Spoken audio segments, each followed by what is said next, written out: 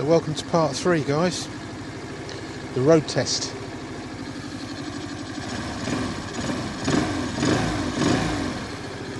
Just letting it tick over for a minute, just getting a bit warm. I've got to go up the post office, so that'll be the perfect little test ride. Let's get my crash helmet on and get going.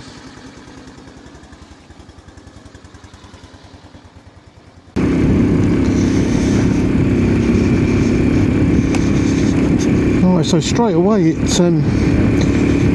pulls up this hill a lot better than the 90. Carburation seems good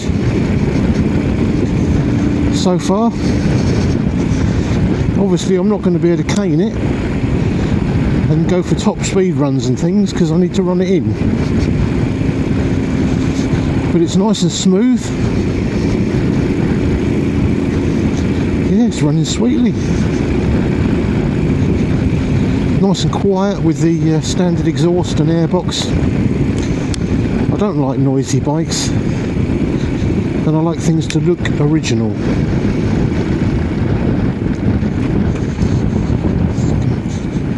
Yeah, the gear change is good. I've had to put a different gear lever on. I'll show you that when we get back. It's a bit longer. The one that came with the engine is too short, you can't get your toe under it.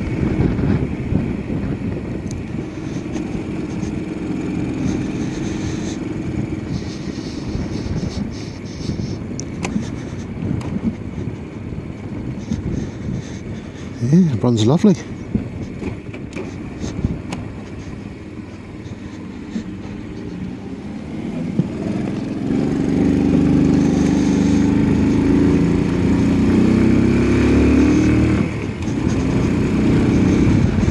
Quite pleased with the carburation, it all feels really nice. Part throttle.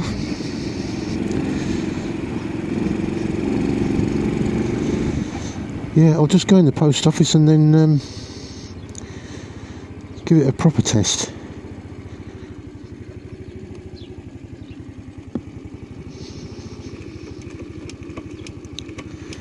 Neutral light works. Yeah, it's all good.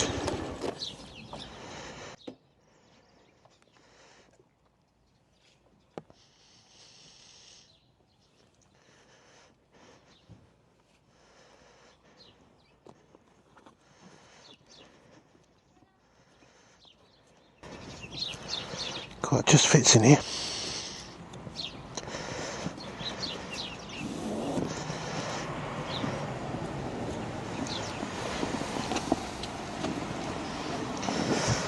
Love these little pannier bags. They're cycle ones, but they work really well for this. Just the right size.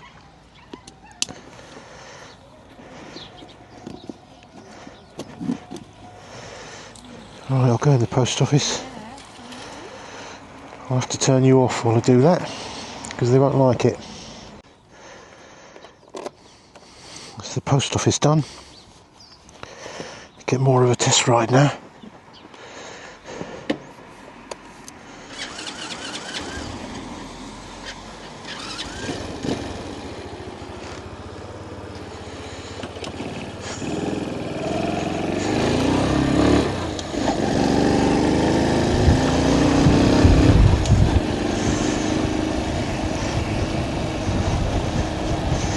Actually, the gear change lever I've fitted is just a conventional toe shifter, but a longer one.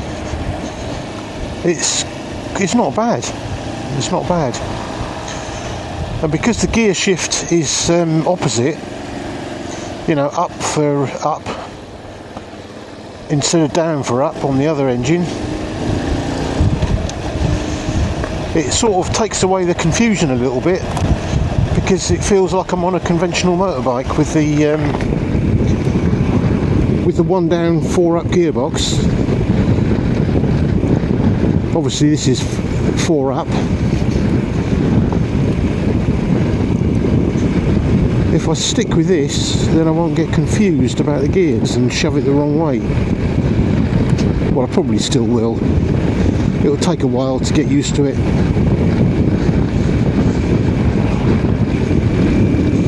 But I'm in top gear now. The 17-tooth sprocket seems pretty good. Stay there. Never trust anyone.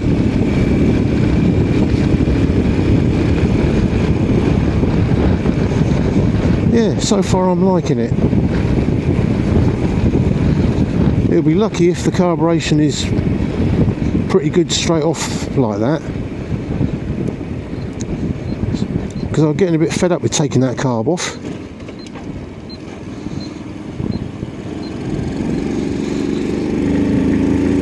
Yeah, torque is good. It pulls away in third. Lovely.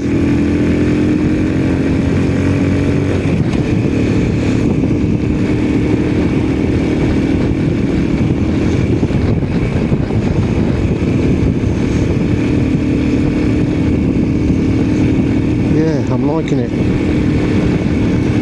Bloody cold today. And the roads are all wet.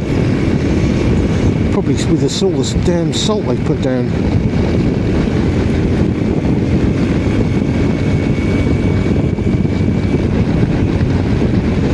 Oh, I don't want to go too mad. Slow it down a bit.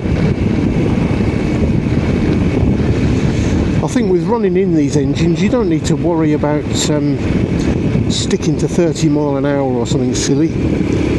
You need to go up and down the gears and up and down the rev range as well. Got a little nod from the local hooligan.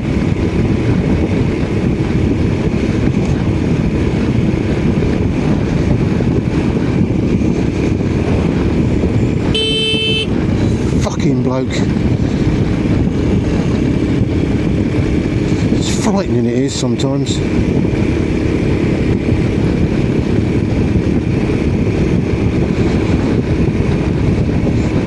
There was a woman messing about with her hair, looking in the mirror. Didn't even see me.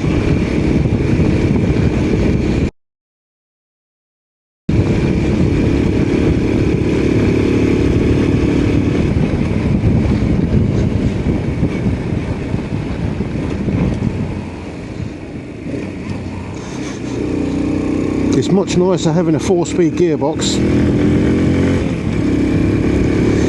The gear ratios are really nicely spaced.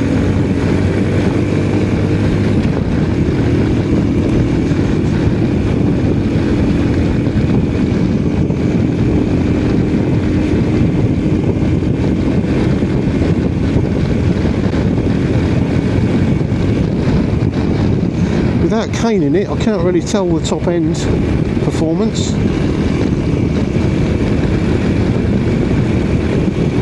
But it cruises at 40, lovely. At quite low revs as well. It pulls that 17-tooth sprocket, no problem. Alright, I'm going to turn around here. Don't want to go into the town particularly. So we're in second. Nice crisp gear change. Yeah, gear change is lovely.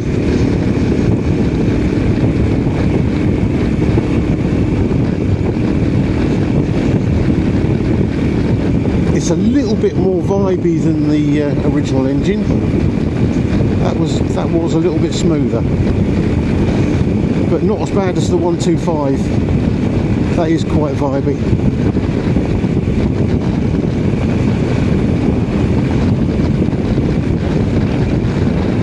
Yeah, we'll get back and just check the tick over. Make sure that's all right. But I'm liking this carburation, it's good.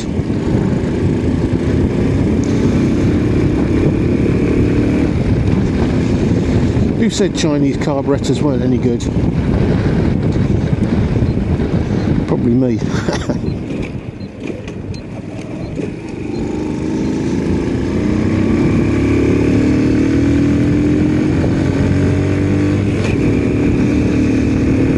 pulls nicely up the hill. Sweet gear change.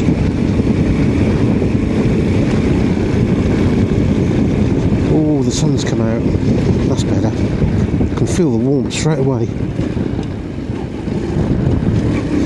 So you can actually use all the gears now.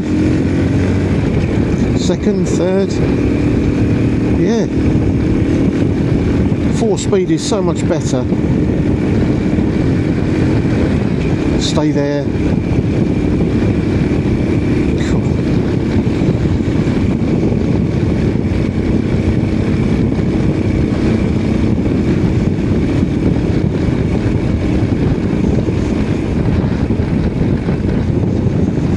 So I think we'll call that a win on the carburation.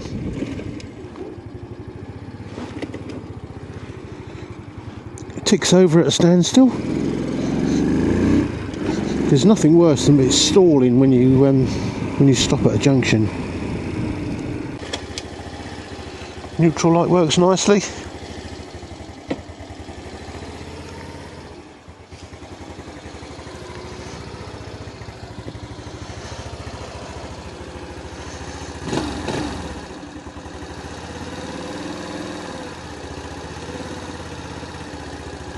It's hunting a little bit.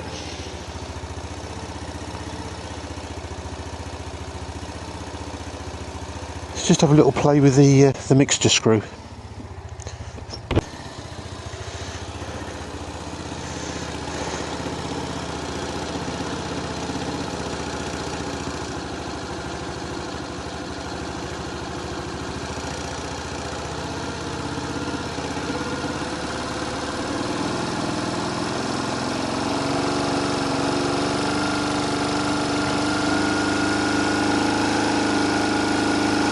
So what you do with a mixture screw, you turn it in until it starts to hunt a little bit.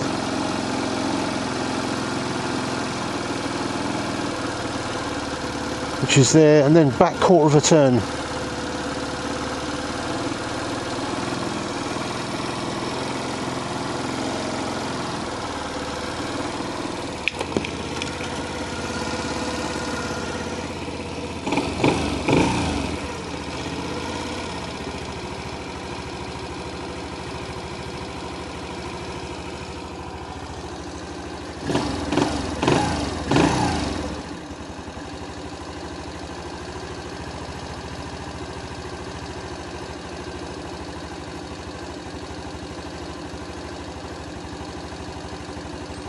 Yep, that all seems quite sweet.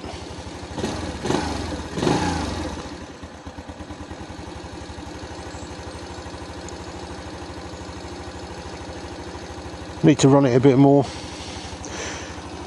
It's possible I may have to put a smaller pilot jet in. I don't really want to go back to the 32, that's too small. Like a 34 or 36.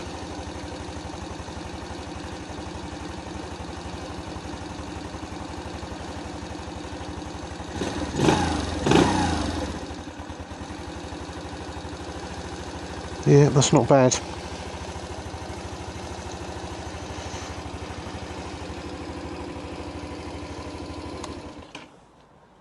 Back from the test ride. Got it up on the bench again. I'm going to drain the oil that came in it. Not sure of the quality of it. I don't know what it was. It looked all right, but crikey. Some Chinese gorilla did this up. That is really tight. Oh, he obviously hasn't been watching my videos, has he? Don't tighten things up too tightly.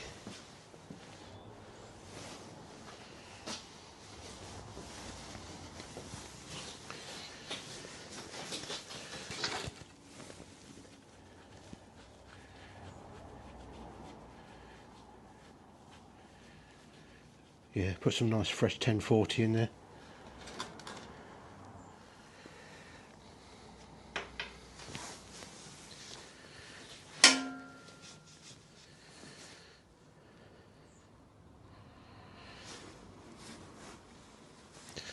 So while that's draining, I'll just show you this gear change. A closer look at the gear change that I made. And this was off a previous CT project.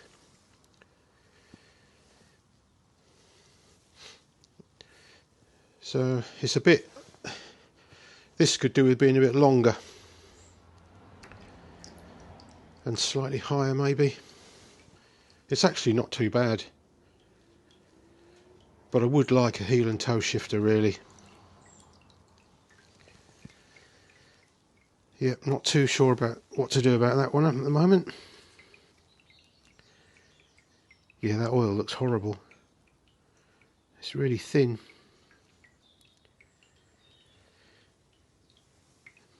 But it did the job. Just for the initial run.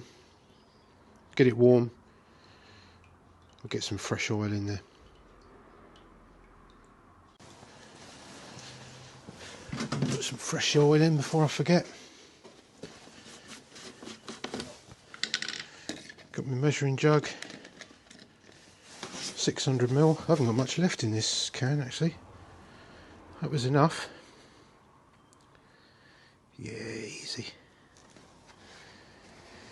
Just out of interest, that's what I use. That's come out. This Eneos, formulated in Japan. I can't remember where I got it. It must have been eBay because I get everything on eBay. But it's all to the right spec. I've been using it for a little while now and it works well.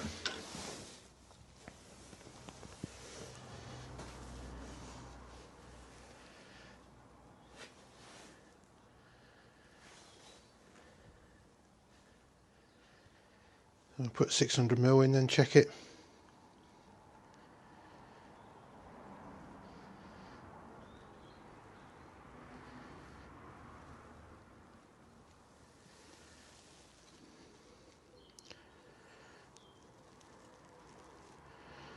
I always used to use Motul 5000, which is also really nice oil, but they put the price up. I'm on a bit of as I'm semi-retired, I don't have the income that I used to have. I have to count the pennies a bit more.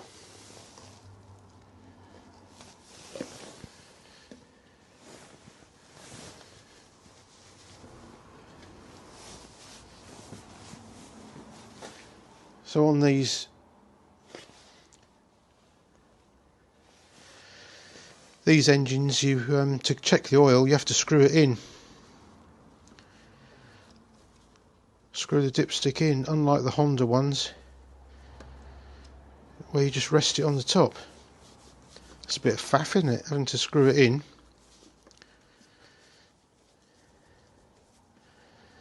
But it's quite important that you do. Now it's 3/4 of the way up the stick. I'll just put a bit more in.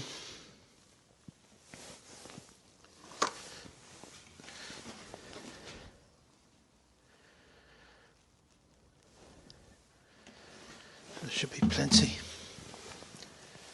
I'll make a note of the mileage and change it again in 500 miles or something. I'll keep checking it, make sure it's not really black. As long as it stays fairly clean, there's no need to change it. But I will change it at 500 miles.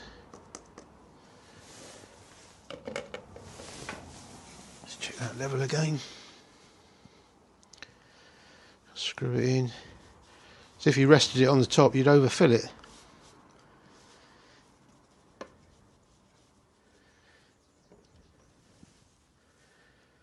Yeah, that's just under the full mark.